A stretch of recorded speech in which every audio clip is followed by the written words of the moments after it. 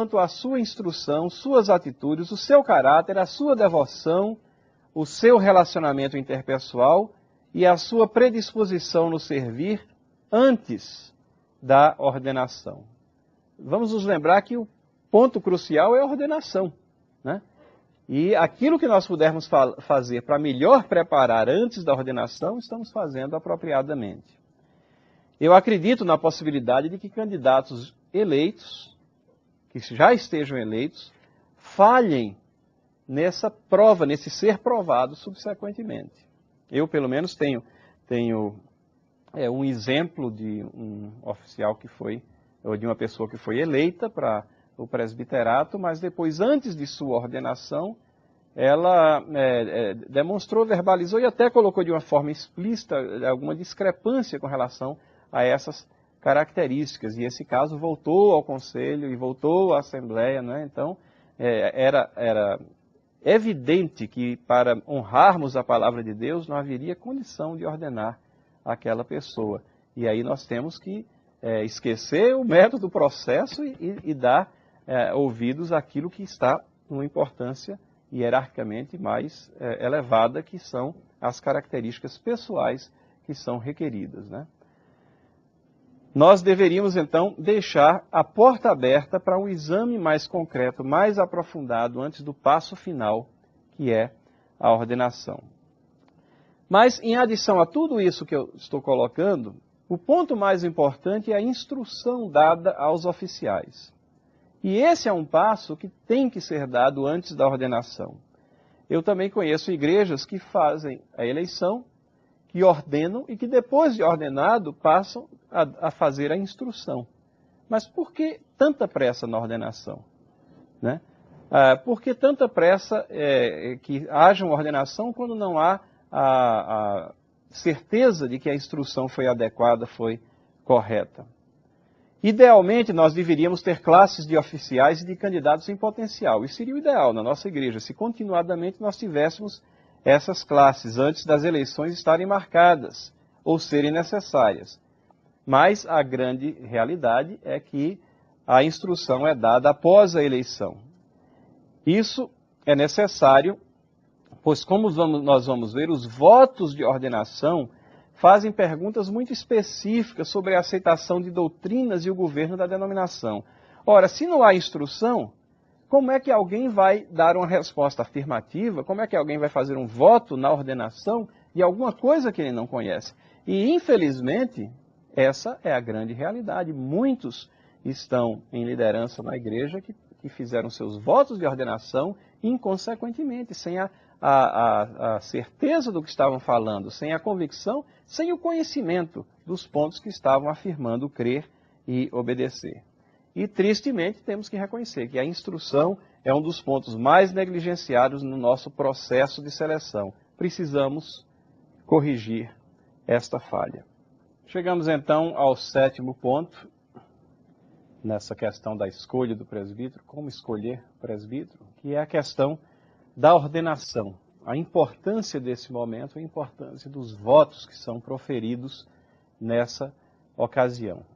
O Novo Testamento registra que os oficiais eram ordenados com a imposição de mãos e oração. Temos isso em 1 Timóteo, capítulo 5, versículos 17 a 25.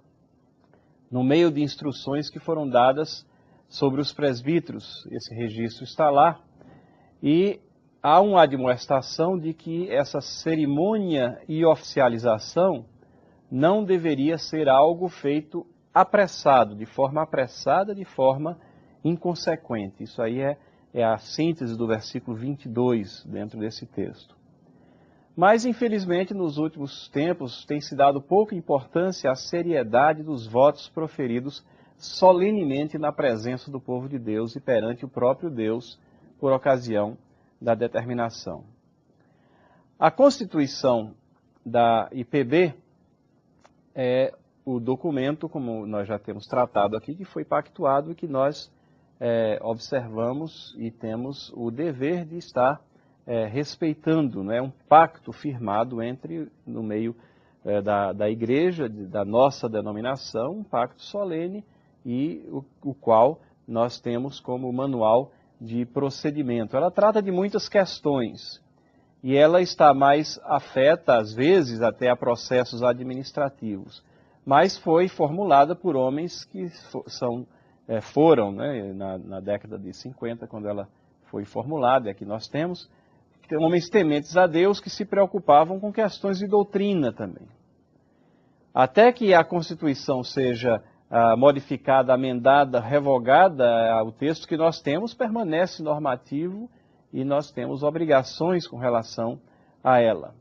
E temos vários documentos, né, que compõem esse corpo de dispositivos que nós temos necessidade de estar atentos a ele. A Constituição, o Código de Disciplina, princípio de liturgia, que alguns acham que não faz parte da Constituição, mas é parte também desse pacto, né? Confissão de fé e catecismos, né, os nossos símbolos de fé referidos na Constituição, são documentos que têm força normativa não somente aos membros, como também e principalmente aos oficiais ordenados da Igreja Presbiteriana.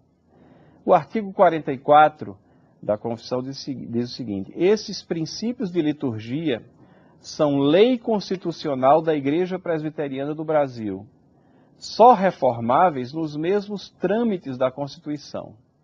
E assim, pela autoridade que recebemos, determinamos que esses princípios de liturgia sejam divulgados e fielmente cumpridos em todo o território da Igreja Presbiteriana do Brasil. Isso é o artigo 44 dos princípios de liturgia. Notem a paridade aqui.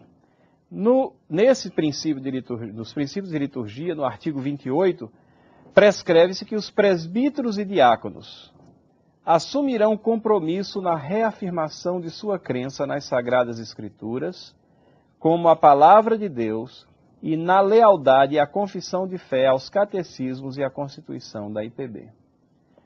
Espero que dê para perceber a ligação e a conexão aqui. Nós temos uma Constituição, depois temos princípios de liturgia que no próprio texto está explicitado que a força normativa é a mesma da Constituição, e nesses princípios de liturgia está aqui bem claro que os oficiais presbíteros, diáconos, assumirão compromisso na reafirmação de sua crença nas Sagradas Escrituras, como a Palavra de Deus, e na lealdade à confissão de fé, aos catecismos e à Constituição da IPB. A coisa está bem amarrada. Agora, não diz como é que essa lealdade vai ser expressa. Esses votos, eles vêm detalhados um pouco mais em outro documento.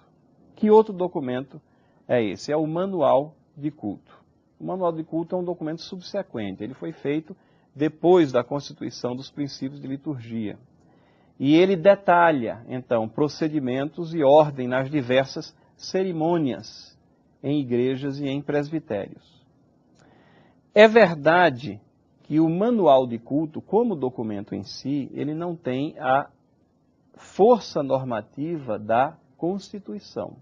Notem bem, ele foi um documento elaborado posteriormente, ele não é um pacto solene como é a nossa Constituição e o princípio de liturgia. Entretanto, ele tem perguntas, votos e promessas que são feitas aos candidatos ordenados. E são essas promessas, são esses votos que passam a ter força normativa sobre os declarantes, sobre as pessoas que fazem essas promessas. Porque são votos solenes, prestados na presença de testemunhas fiéis, e eles precisam ser obedecidos em sã consciência cristã. Não é o documento em si que tem força normativa, mas aquela cerimônia, ao se constituir uma apresentação de promessas, votos, num ajuntamento do povo de Deus na presença de Deus, isso sim tem força normativa sobre aquele que está proferindo esses votos. Vamos ver como é que esse manual trata a ordenação e a investidura dos presbíteros regentes. Primeiramente, nós temos algumas instruções que são dadas, vocês lembram-se, né, das cerimônias e sabem muito bem como é que se processa isso nas igrejas. Algumas instruções são dadas, fala-se da instituição do ofício, a identificação do ofício,